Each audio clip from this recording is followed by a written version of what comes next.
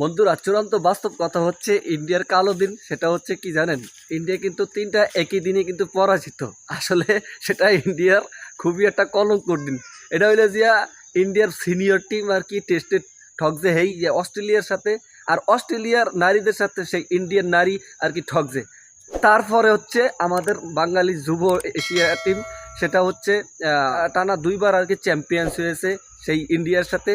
আসলে বাস্তবিক কথা হচ্ছে ইন্ডিয়া সেটা মানে খুবই কাল হয়ে গেল, এবং সেটা একেবারে কালো দিন আমি মনে করি। তো যাই হোক, আমি best of luck team tiger.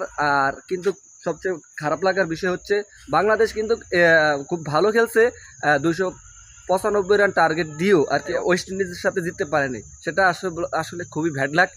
আর খুবই ভালো খেলেছে, এটাই আসলে বাস্তব কথা।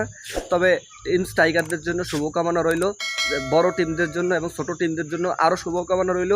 কিন্তু ব্যাড লাক বাংলাদেশ বড় টিমরা মানে আমাদের একেবারে একটা ভালো সুখস্মৃতি আনে না। একটা যদি জিততে পারে আর 10 বছর মনে হয় পরে একটা জিতবে। এটা হচ্ছে বাংলাদেশ টিম। যাই হোক, আস্তে আস্তে করে ডেভেলপ হবে।